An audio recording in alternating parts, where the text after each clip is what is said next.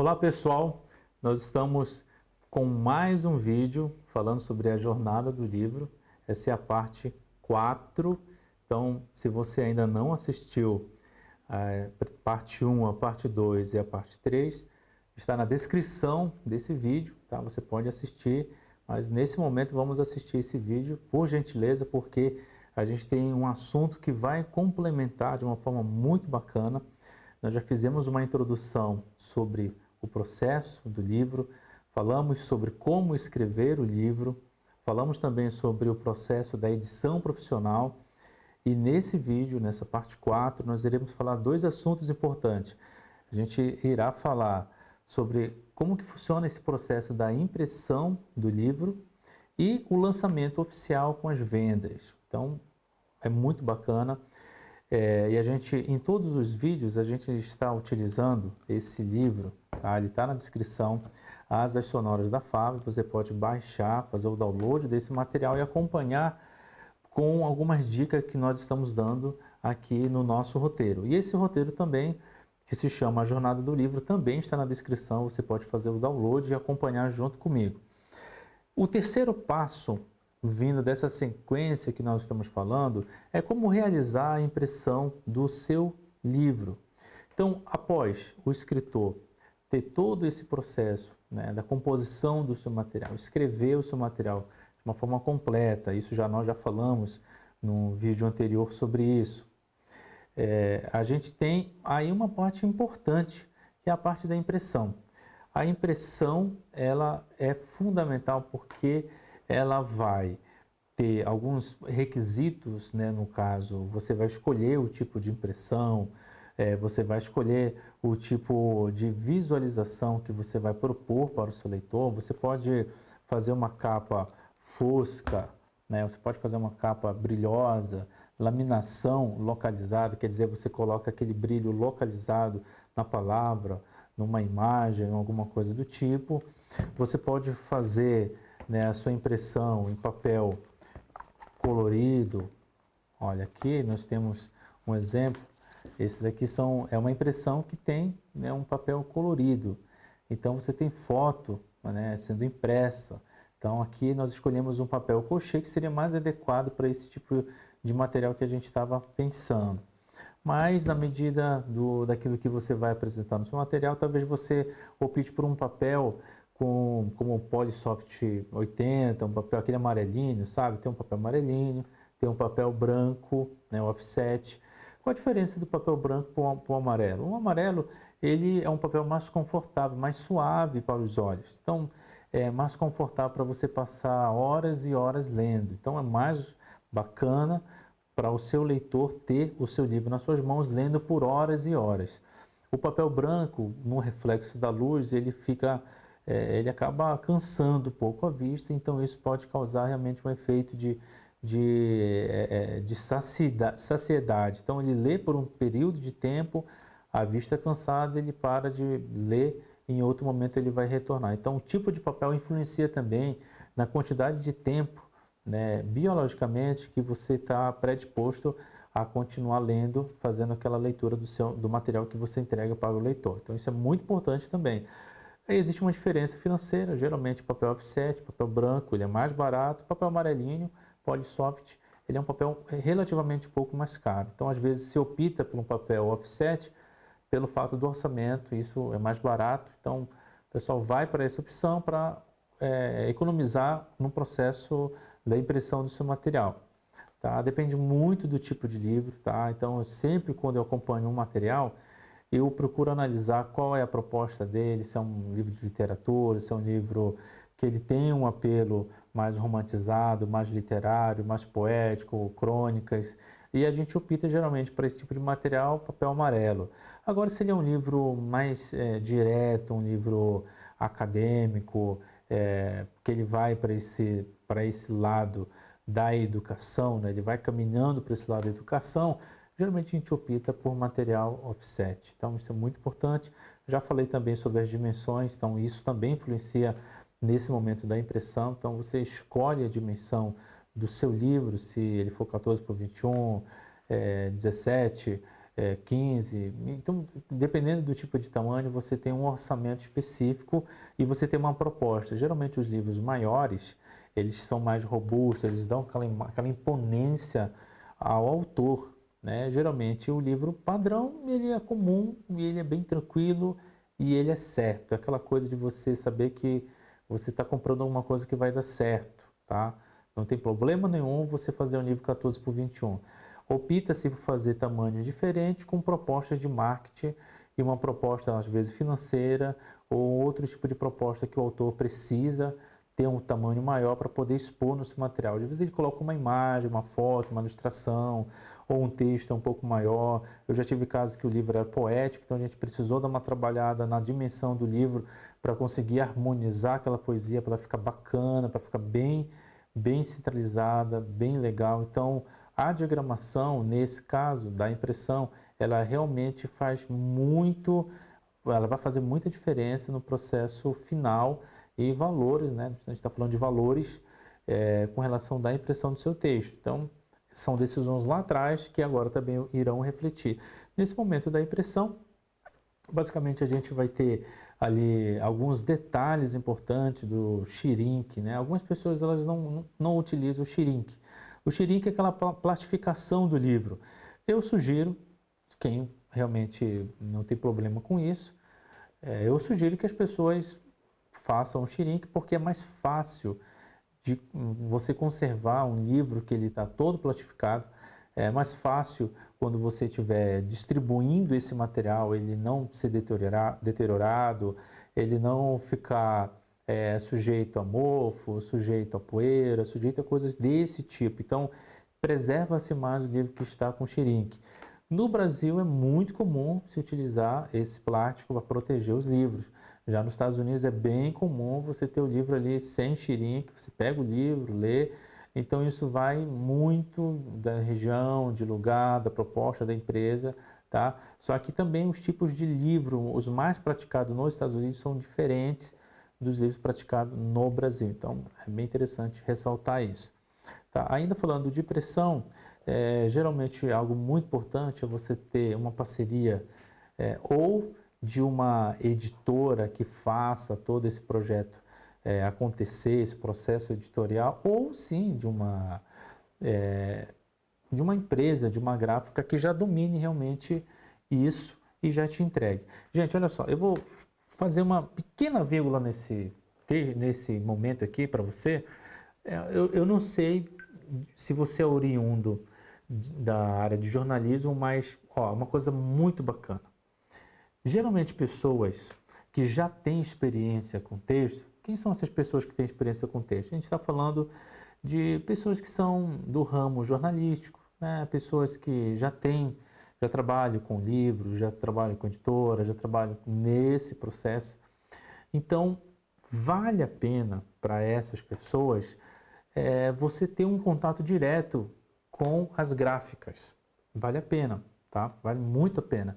Porque se você já domina todo esse processo editorial, você só precisa de uma empresa parceira para você fazer a impressão. Necessariamente você não depende de uma gráfica, você não depende de uma editora / gráfica que faça isso. Tá? Você pode ir direto passar essa etapa dessa necessidade da editora fazer esse processo para você e você ir diretamente para a gráfica fazer isso. Mas é importante ressaltar que são pessoas que já dominam, que já compreendem de uma forma muito concreta esse mercado, tá ok? Então, se você não tem segurança nesse processo editorial, você não conhece, é mais interessante você chamar uma editora que se responsabilize por todo o processo. Porque aí ela faz toda a correria, ela faz todo o processo editorial, ela vai revisar, ela vai imprimir, ela vai entregar, então tudo isso está por conta dela. Mas se você já tem essa habilidade, você pode fazer essa parceria com a editora e a parte gráfica, né, você faz especificamente, tá bom? É uma observação muito importante. Uma outra coisa que sempre é calculado, quando você for fazer um orçamento numa gráfica, faça 3 orçamentos, né, no mesmo momento. Fala, ó, eu quero que você faça uma impressão dessa quantidade, dessa quantidade, dessa quantidade, tá? Existem algumas gráficas, é bom ressaltar isso aqui, aqui eu estou em São Paulo, aqui em São Paulo é o maior pátio gráfico, né, do Brasil e da América Latina também, então assim, é muito forte a produção gráfica aqui na nossa cidade de São Paulo e é bem interessante você entender o seguinte, você precisa compreender realmente, né, você precisa compreender que tem que ter uma estratégia por trás da impressão. Como assim uma estratégia por trás da impressão? A gente está vivendo um momento que vender livro não é tão simples, mesmo que você tenha um posicionamento na internet, mesmo que você tenha um público, uma audiência, vender livro no Brasil sempre foi desafiador. Quanto mais agora em período de pandemia. Então é muito desafiador você vender livro no Brasil.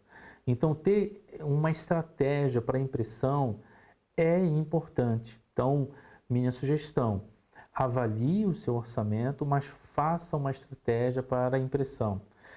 Existem empresas, existem gráficas aqui em São Paulo e no Brasil que a tiragem mínima são 1.000 livros. Eu sugiro para você que se você só conhecer esse tipo de gráfica, você tem que fazer uma busca muito mais profunda, porque existem sim empresas gráficas de alto padrão, com alta excelência, que fazem impressões menores, tá? Fazem impressões de 100 unidades, de 50 unidades. Talvez não seja tão interessante fazer de uma unidade, só se for para você fazer uma prova do livro. Você fez o livro, você editou e você quer ter uma prova, você quer saber como ele está. Aí você pede uma impressão, personalizado.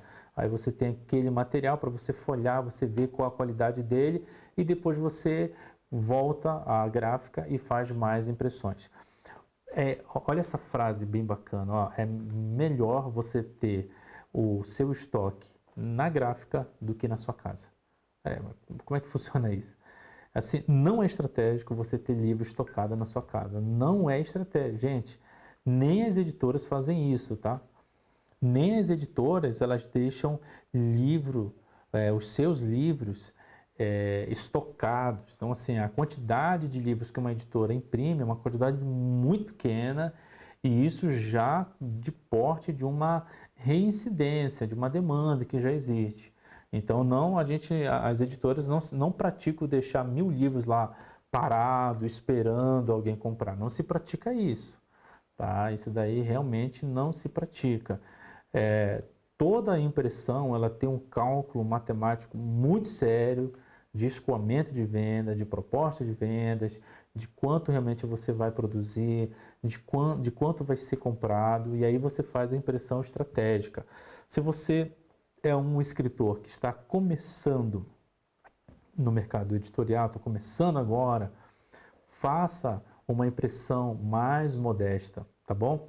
Porque apesar de ficar um pouquinho mais caro, mas você não vai correr o risco de investir um valor tão grande e ficar com o material parado, né? Porque esse valor você pode estar impulsionando, fazendo outras coisas para agregarem a venda do seu material. Então faça uma impressão estratégica, faça um estudo de probabilidade de venda, quanto que você vai vender, em cima da sua divulgação, quantas pessoas tiveram informação, qual foi o feedback que você recebeu, e quando você solicitar orçamento, você já calcula a impressão de acordo com a demanda que você já conseguiu perceber em todo esse processo que você já fez, tá?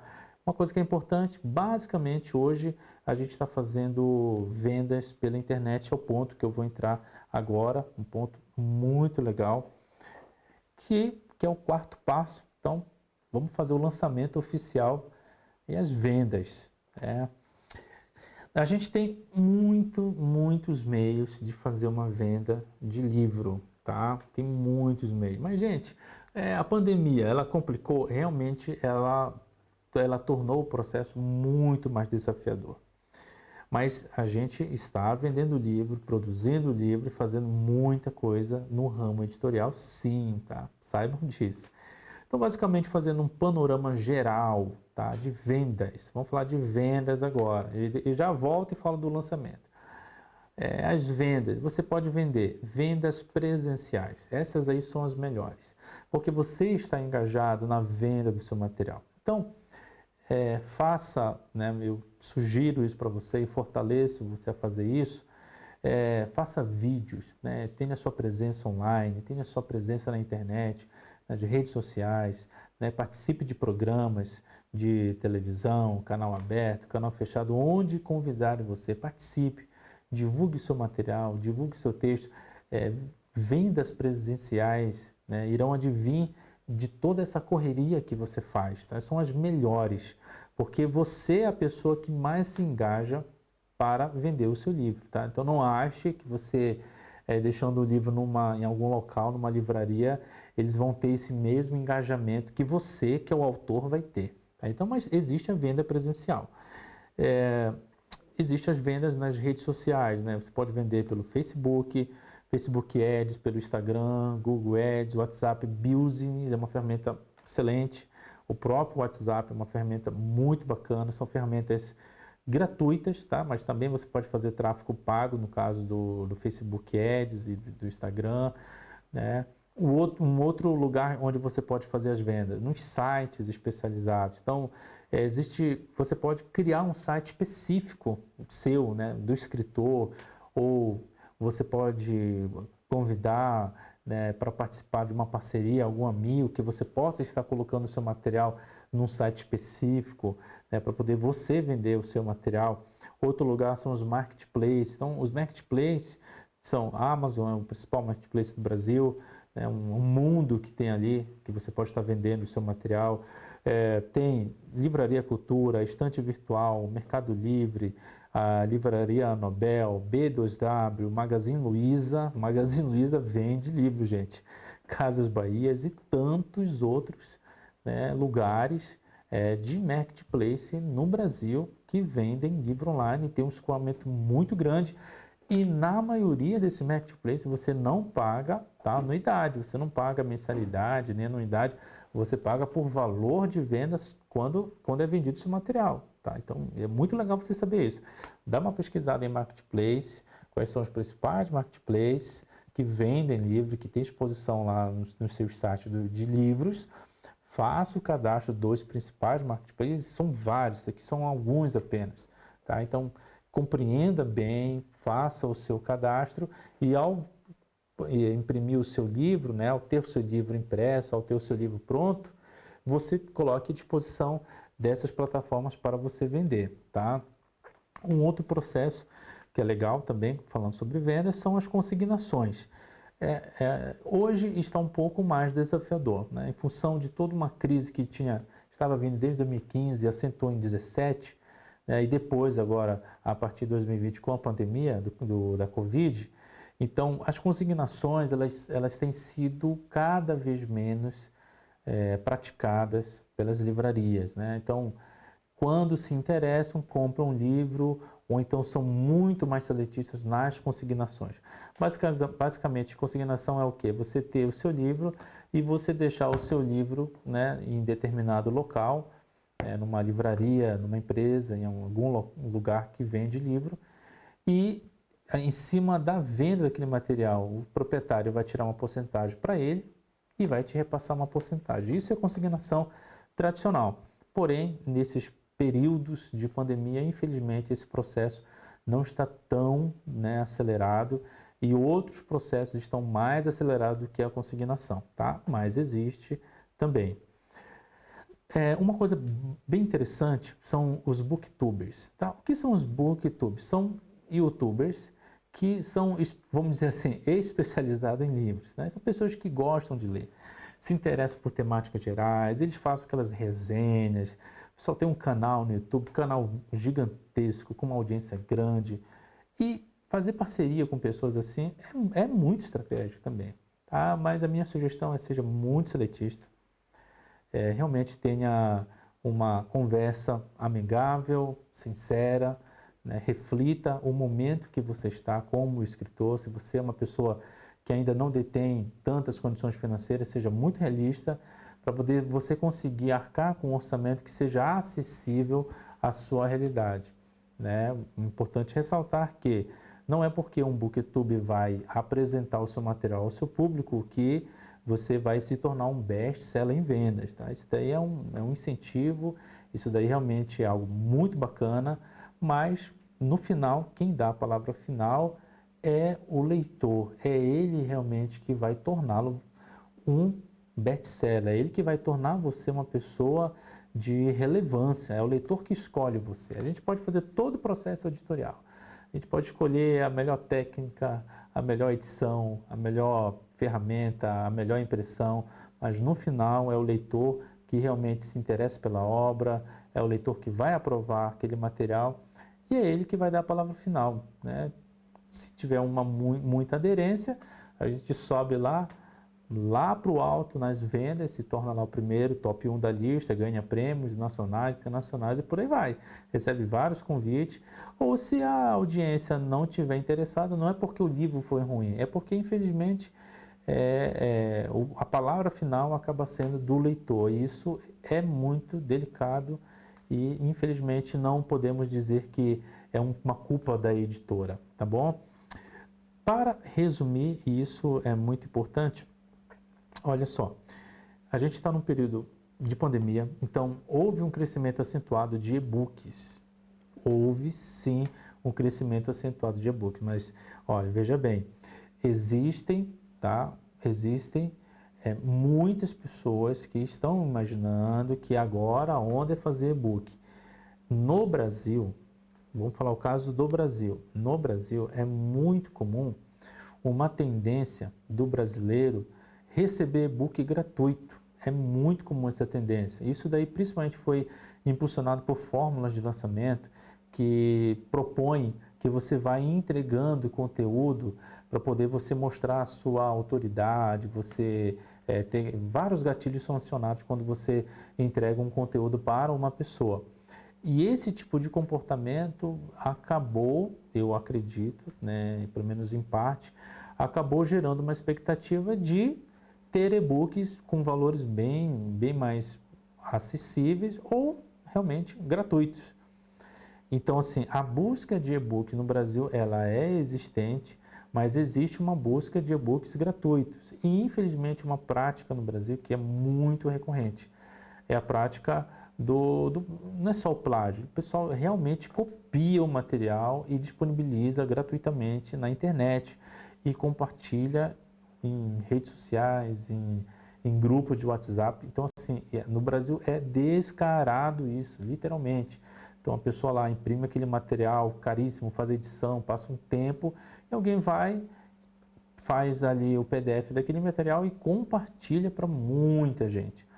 Então, assim, infelizmente, essas coisas no Brasil, né, essas coisas aí que não são tão legais, existem, são desafiadoras, porque a gente que trabalha com esse mercado acaba não se sentindo bem em ver coisas desse tipo acontecendo, porém, existe sim formas mais adequadas de você se precaver sobre isso. Então, a minha sugestão é para você, se você for fazer um e-book para vender, então faça um e-book no formato EPUB. Então, não faça no formato PDF para venda, tá? Se você for só compartilhar, só for divulgar o seu material, fazer alguma coisa legal, faça diagramação profissional, faça modelo PDF e compartilhe. Muito bacana, acessível, todo celular, né, tem ali a resolução, lê tranquilamente.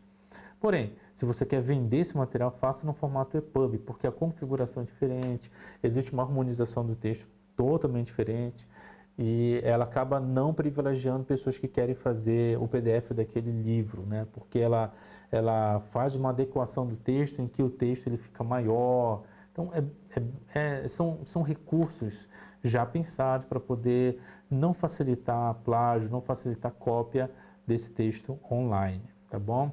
Agora, se você realmente é aquele leitor, né, tradicional, que gosta do papel, como é a maioria dos brasileiros, gosta do papel, gosta do material, você precisa ter o seu livro impresso. Agora, é verdade o que eu vou dizer, cresceu sim a busca por compras online. Veja bem, compras online, não compras de e-book. Existe um crescimento de compras de e-book? Sim, existe um crescimento de compras de e-book. Mas existe o maior crescimento de compras online de materiais impressos.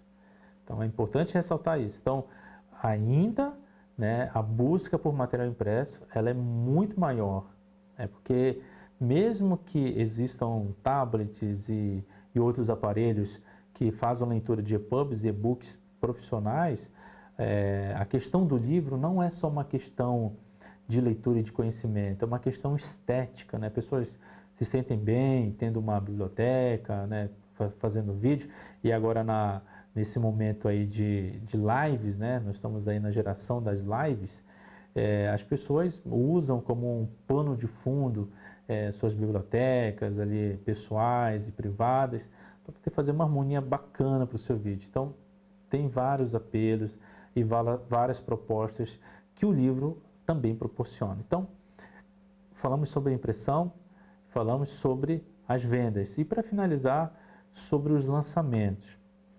Pessoal, é o seguinte, realmente nós estamos num momento bem delicado, nós estamos atravessando nessa pandemia, então esse vídeo ele está sendo feito nesse período bem desafiador.